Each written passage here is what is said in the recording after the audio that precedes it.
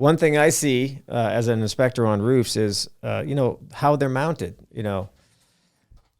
Is there a lot of callbacks on roof leaks when you installs? So for the mounts? Yeah. So this last year, the rain we got? Yeah. What are we on? We're in June of 2023, right? Yep. In Southern California. So this last rainstorm starting in January, really, right? New Year's, January, February, was huge rainstorms. We hadn't had a rainstorm since I say winter of 2018, 2019. And I remember this because the exact same thing happened to me back then. I was blown up with phone calls from homeowners saying, can you come out? My solar system is leaking into my house. I have a huge leak. We think it's the solar system. It's on that side of the roof. One way or another, they think it's the solar system.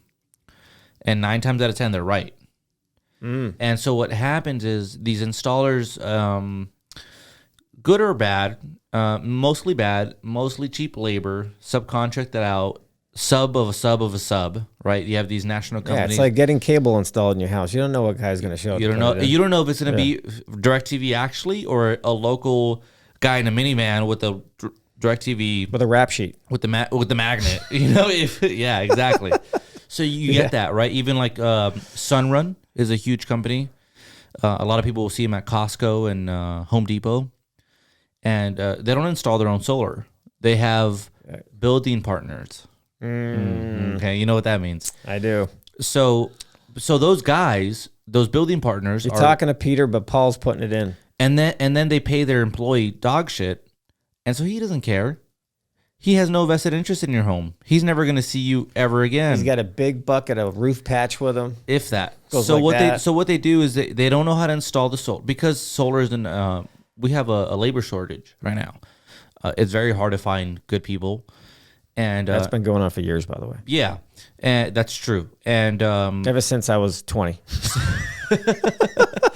And so because of that, they start hiring these lower quality guys that don't care. They don't have no pride in their work. They aren't getting paid enough, whatever the reason. But because we're in California, you're not going to find that leak until we have a huge storm like we did this year. Yeah. So you may have gotten your solar system installed in 2020, and you had no problems up until January of 2023. And so I got a lot of calls, and the last time I got that call was a big rainstorm in winter of 2018, 2019. Same thing. So it's in waves, and this year, I saw the news. We're officially in El Nino weather patterns. So we're gonna have a hot summer. A lot of homeowners are gonna have solar put in, and they're all gonna leak when it starts raining. And then it's gonna leak it's gonna leak. And so, you're losing me again on the solar right now. You're losing me. Well, with anything, it's all in the workmanship, right? It's all in the workmanship. Yep. So as far as a home inspector, and if you're buying the house, if you don't know what you're looking at, there's really no way to know if it's done right.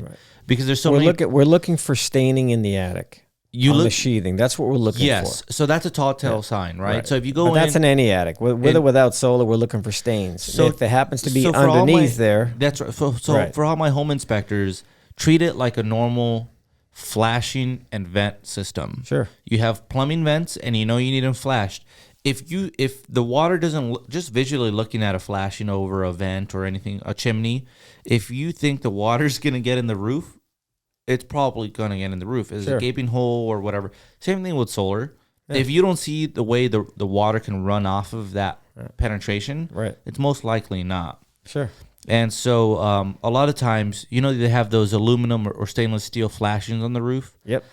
And so you generally only see those bottom left and right corners of that flashing because the top right corners are tucked underneath. Well, if you go with me to work, you'll see the opposite of that. Okay. But anyway, so it should be tucked underneath, right? And if you don't see it tucked underneath and you see the flashing on top of the roof structure and that little corner of that flashing sticking out, it's going to leak. Sure. High wind will blow water right under it. Wind-driven rain. Yes. For sure. Absolutely. Talking about wind-driven rain, one time I went to Cancun. Yeah. And it was rain season. Yeah. And I didn't know. Would you go in November? I wasn't paying attention. I can't remember. It was years ago, but I do remember this. It was sunny when I got there. Mm-hmm.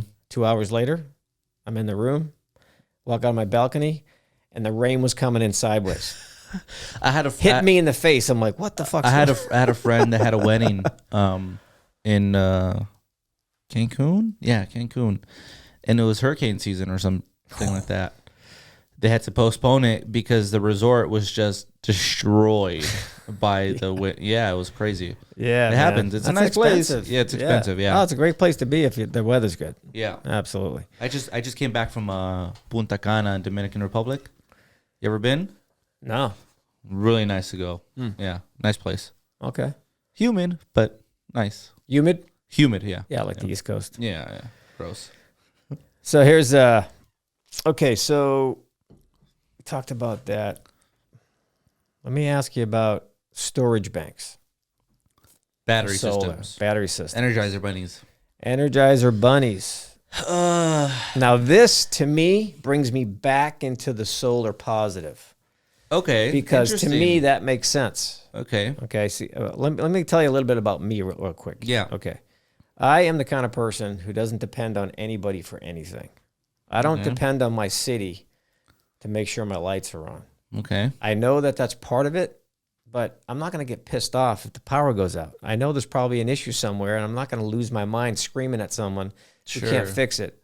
I have my own generators in the garage. Okay. I have ways to be sustainable in my own house. So the convenience is off, but I'm responsible for my own. Yeah, I got a family to look after. I got to make sure. What kind of generator do you running. have? I just have a Ryobi 1800 running watt gas generator, and I also have a Goal Zero, a Yeti 3000. How do you plug it into your main panel? Do you have like a transfer switch? No. This is just not. It's not plugged in. Oh, so you just run extension cords. Put gas in it. I got the extension cords. If I need it, it's there. So I think any homeowner should kind of think that way and have these things ready in the event there's a problem. If you need your Wi-Fi, have a generator running. You know how if my wife loses Wi-Fi, it's over. Yeah. I think that's with most households now. She's like running around with a knife if there's no Wi-Fi. Yeah, I mean, Internet. Well, nowadays everyone works from home. I mean, a lot of people work from home. Yes, that's another reason why people should have their own way of keeping some energy. You have a Goal Zero. You have the Ryobi generator. Yes, I have an electric power bank. It's always charged. Yep. And I have the gas version. I have two ways of keeping lights on and maybe keeping my refrigerator going during a blackout or something. So you're talking about standby backup, right? In the event of a power outage, which is totally possible, especially for those homeowners that live in the Southern California Edison. You live in a municipal jurisdiction, right? Burbank Water and Power. Burbank Water and Power. Yeah.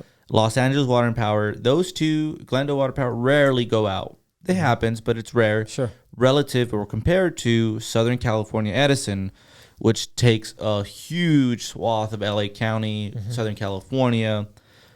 You have Southern California Edison. For those homeowners in San Diego, you have San Diego Gas and Electric.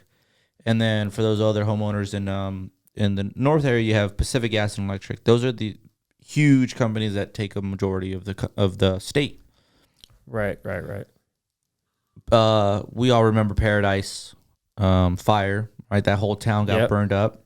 Right. We've had all these fires in California. It's going to keep happening. Sure. And as these communities got destroyed, they sued the utility company because it was the utility company's fault for not properly maintaining their power lines, right? Too close to dry brush and stuff like that. Dude, yeah, these hooks that hold the power lines are just worn down. If they're supposed to be 2 inches, they're a 1/4 inch now. Oh shit! And so when the wind slaps these wires around, it just breaks the hook, and then it sparks on the ground, and they're just burning. They don't have a safety wire connecting those things together. Nothing, man. Oh man, it's just straight. Just I thought they always had to have like a separate clamp here with a cable. Yeah, well, they come down, right? Wow. So now they're investing heavy in drones and maintenance because those communities have sued the utility company. Sure. Rightly so, right? If it was you or me, we'd be pissed, right? We got to sue somebody. Got to sue somebody. Someone's got to pay for it. And in Paradise Valley, the fire insurance company insured like 80 to 90% of those homes there. So what happens when the insurance company gets a bunch of claims at the same time? They go out of business. Yeah. So then they have to deal with that. Yep. My insurance company's not going to pay out my claim. What the hell? So I'm going to sue the utility company for the money. To make yourself whole again. Right. Yep. So because of that, they started doing safety power shutdown, preventative disasters, I guess, right? So they just shut down. Trying to be preemptive. Yeah, they try to avoid a problem. They shut down the power. So where my house is, I live in Canyon Country, right? Just got the house up there. Mm-hmm. That's Southern California, Edison. So people in Canyon Country, Santa Clarita, Agua Dulce, Acton, up to Palmdale, that you're in a high fire risk area. Mm-hmm. So they will shut down the power. And so what that means is any community in that area will have the power shut down, and any community that would receive it down the hill from that power line is also going to lose power. So if you're in DWP, LA DWP, you're okay. Right. But there's other communities that you're in SCE, your power is going to be shut down because there's the Santa Ana winds, and we don't want a fire. So this summer is going to be kind of interesting. Right. So then you have standby power. So either like John, where you have 2 generators. I got 2 ways of, keeping things running here. Or you have... Got to get those reports done, dude. Or you have solar and you have a battery. Yeah. Storage. So, but then you ask yourself, well, what does it cost? An average solar system battery on top of the solar system that may have already cost you $20,000 to $40,000, depending on your house. Mm-hmm. The battery system to take over your essential loads, which means your refrigerator, all of the lights in your house, your Wi-Fi, your TV, everything that's not your pool motor and your AC motor, so you have no air conditioning, that's essential loads, right? You can live without a pool and you can live without AC. Oh, so it won't run your AC. It won't run because it's not essential. It's not essential. So why isn't Wi-Fi at the top of that essential list? It is, right, because that's all your outlets. So Wi-Fi is essential. And only because the Wi-Fi router doesn't take that much power. It's like plugging in a telephone, right? Yeah, no big deal. Yeah. So that'll cost you $25,000. Wow. Now there are rebates and incentives. Like your house would be an ideal place for that. I have a battery at the house. Yeah, that isn't working. And I'll tell you why it doesn't work. So we have that option. And if you want to then do non-essential loads, like you want to be able to use like your wife wants a blow dryer during a power outage, that's a heavy motor, believe it or not. You want to run the toaster at the same time. Right. Yeah. Right? Yeah. All that stuff. The microwave. The microwave, it sucks up so much power. And then it's not the amount of electricity, it's the peak demand. It's that surge that the technology has to pump out. The grid is so good at handling that surge, because it's just constant feed. Mm-hmm. But when you have battery technology, the little mechanism has to work a lot harder to keep that surge going, right? So instead of a $25,000 system, you need a $45,000 system to maintain your lifestyle of never being inconvenienced about it. Right. So how long would it last? How long will, let's say I got 10 panels on my house and I have a storage bank, just to give you an example of what to go off of. Mm-hmm. So how long in a power outage would that supply energy to my house? 1 day, 2 days, If you do it correctly, if you design it correctly, if you work with a contractor that knows how to design it, you can essentially be off of your solar system battery bank forever. On an essentials load, right? I see. I mean, you can even do it on an AC, but you got to be like... Well, assuming it's sunny out. Assuming it's... Well, even if it's not. Overcast still gets through. Yeah. So when we design, you have to design for an overcast of a week. So that means you have to have enough batteries to last that long. And then when the sun finally comes out, the solar immediately starts charging those batteries. And the other part of your design is knowing what the house needs. And then knowing what the house needs. Right. And so people say, well, here's my bill, right? $30. This little graph doesn't tell me at what time of day John turns on his coffee machine. And 7 a.m. And how long they're going to run the treadmill for, or how long. It doesn't tell you any of that. Right. So you have to put in if you're really going to go off grid like that, you have to have a professional come in, put in meters on your grid, on your main panel, and monitor it for like 6 months, maybe 3 months, and know your habits and your lifestyle. It's really extreme. This interests me. Maybe I should get into this for a career, because I really I really my attention to detail for stuff like this is really good. I had a homeowner in Malibu. This interests me. Malibu, and in Malibu to Pancake Canyon, they shut down the power frequently. They have the fires. Maybe you can teach me how to be an inspector for solar. Yeah, an auditor. Yeah, maybe, right? Yeah. And so he wanted to do that. This guy had all the money in the world, and so now he's just bored. Now he's just bored. He's retired. Damn, shame on him. And I feel so bad for him. And so he had a company come, and I told him, listen, I don't have the time or the patience to do all of that stuff for you, because he was really he wanted everything on a battery. I'm like, you don't need it. He's like, yeah, but I can pay for it. But I want it. Yeah. Why? Because I can. Because I can, right? And so that goes back to your question: who gets these battery systems? People that are really rich, and they just want the best things. And they want to show it off to their friends. And they want to show it off. Because you can see it on your garage wall. That's right. And you can see the 200. This guy was paying $250,000 for the system. Or you have the homeowners in Acton, Santa Clarita. Like my house is on a well pump, right? Yeah. Or groundwater. Is it? It's groundwater. Okay. So the battery system outside of my scope, by the way. Yeah. And so the battery system had the well pump sub panel on the battery system. But what I was there to do when you were there for that inspection was to see if they designed it correctly, because the surge peak of that motor of the well pump is I think it was, I don't know, it might have been like 5 kilowatts or whatever it was. And the battery can't surge to match it. So the battery will actually break when that motor runs off grid. Yeah. So if you design it right, and I've had a lot of customers up there, the battery backup will run your well pump, and that would be an essential load. Sure. Right? Because, I mean, okay, you don't have your AC, but you want to take a shower, you want to run your dishes, you want to clean stuff, you need water. Right. Yeah, so not all battery banks are made the same.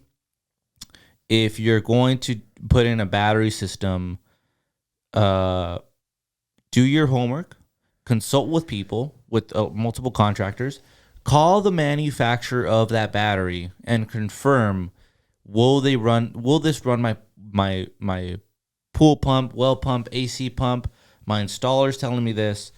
I've seen a lot of homeowners be sold battery systems that's, oh yeah, my whole house is supposed to be backed up.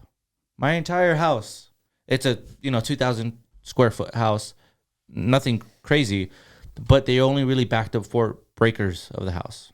Oh, that sucks. Which is a refrigerator and just BS. So once again, we're going back to, did we hire the right guy? Did we hire the right person? So let me ask you this: so whoever is selling you the battery, the wall backup system, was that my wording it correctly? Yeah, battery backup system. Battery backup system. So if I'm the homeowner and I'm thinking about putting this in my garage as part of my solar system, the person selling me the backup system itself needs to be qualified to actually design it properly. Design it. So designing it is the key word here. Yes, you have to design it right. Be designed properly. You don't have to be an electrical engineer, but almost close to it, right? When you're doing that, right. They need to know, at the very minimum, they need to show you a certificate from the manufacturer that they're qualified to design it and sell it. Listen to that, people. That's good advice right there. A certificate. So ask for the certificate, and if he has a drone license. Yeah. So a lot of these sales guys are just sales guys. Right. They haven't taken the course. They don't know what they're looking at. So when they're pitching you, they may have knocked on your door. Mm-hmm. You accepted them in, and then a quote unquote closer comes in to have you sign the agreement at your kitchen table. But he's not the technician. He's not the installer. He's not the engineer. He's a salesperson. Right. Very rarely will a firm, especially with these bigger companies that people feel so confident about, these bigger companies don't have, I mean, I'm not going to go work for a big company, right? I have my own company. I know what I'm doing. Good for you, man. Proud of you. So why would I go do that? So the people that know what they're doing have their own firms. The people that are working for bigger corporations that are sales guys at your kitchen table or from Costco, they are generally not going to invest in taking the courses, getting the certificates. Right. They just sell whatever they're told to sell. So it's a really good idea to whoever you're talking to, make sure you know exactly what their capacity is. Right. You know, which hat are they wearing when they show up at your house? Right. Oh, by the way, sir, do you install this? And I'll give you a little backstory. I went to have my van wrapped 2 years ago, and I saw this guy's work on someone else's van. That's why I chose him. It looked really good. So I go there, and I said, you do this right here. You install it here. And he goes, yes. I'm like, okay, great. So I was just making sure everything was up and up, you know? Right. And I did notice he seemed a little anxious to get my credit card. So, but it wasn't that much money. So I wasn't tripping out over that. Right. He wants to make a sale. He needs to make a living. I get it. I get it. He's trying to run his business. I get it. So I agree to do it. We agree to do it. I design it. And then it comes time to actually have it put in. So I drop off the van right at the same place where I paid for it. Place I met the guy. I read it right at his storefront. I know that building went back and he had a back entrance. So I'm thinking, okay, he probably does it right here. I had no reason to believe he didn't. Otherwise, yeah. So I drop off my van. Day before I was supposed to drop off my van the first time, he cancels. He said his installer was sick from COVID because this is when COVID was going on. Gotcha. So I'm like, okay, I can sympathize with that. I know it's real. So I know what's going on. So Right. I'm like, okay. So we postponed for a week later. I drop off my van again. Supposed to have it back the end of the day. It wasn't that big of a job. It's a small minivan, right? Yeah. So then he calls me and says, "Oh, it's not ready yet." I'm like, "Okay, you need another day." It was the weekend. I said, Sure. "Guys, I'm not in a rush. Yeah. Take your time. Yeah. I want it to look good." So I said, "If you need 2 or 3 days, take it. I don't care." Okay, cool. 3 days go by, it's still not done. I said, "Where the fuck's the van?" I said, "Where's my van? I'm coming there right now." And the guy freaked out. I drove right to the business. My van was nowhere to be found. He goes, "Oh, it's at my house." My van's at your house? Why is my van at your house? He had some knucklehead who he pulled from somewhere else installing my wrap in his driveway on a windy day. Oh God. Those wraps are supposed to be done in an enclosed building. No wind, no dust, no nothing. Correct. So it was a disaster. I had to sue the guy. He broke my doorknob off my van, which was $1,800 to fix. Jesus. He destroyed my airbag diaphragm for the airbag. How? Pulling off the door panels. Wow. He screwed everything up. Sued him, won, no problem. I got paid back. Guy's a complete coward. He sent his mom to stand up for him in court. He didn't come himself. He sent his mother. Wow. Los Angeles's biggest coward right there. And I called him out on it too, dude. I said, "You are a fucking coward." The judge was like, "Where's the defendant? Defendant, yeah. Where's the defendant?" I said, "Yeah, that's a good question, Judge." And I said, "I don't know who this is." And then some lady with her speaks up because she didn't speak any English at all. And she goes, "Oh, this is his mother because the business is in her name. She had to show up." Oh, wow. What a coward, dude.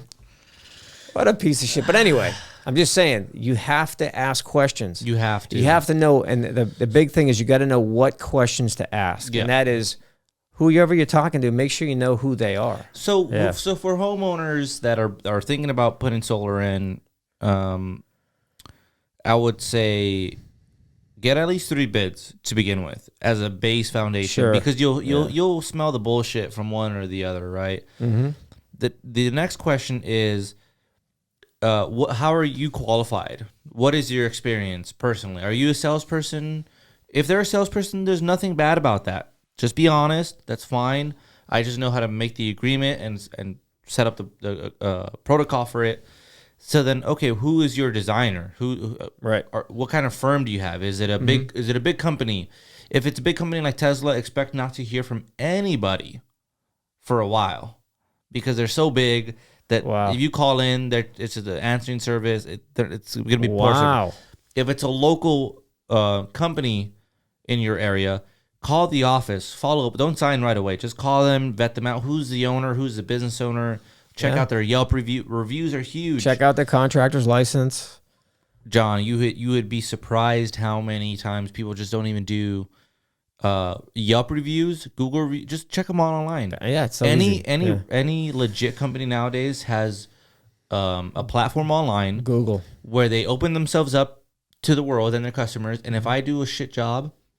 then they're going to review me 1 star, right? That's like the BBB. The BBB isn't right. Who does the BBB anymore? It's Yelp or Google. Right. So check them out. If they have, maybe 3 reviews, doesn't necessarily mean they haven't been in business for a while, but they just don't actively promote it. Generally speaking, a business is going to have at least 20 reviews, right? Right. And then ask them, what am I paying? What's the financing? And what are the and just kind of go over the Truth of Lending Act with them and compare your options, just do your due diligence.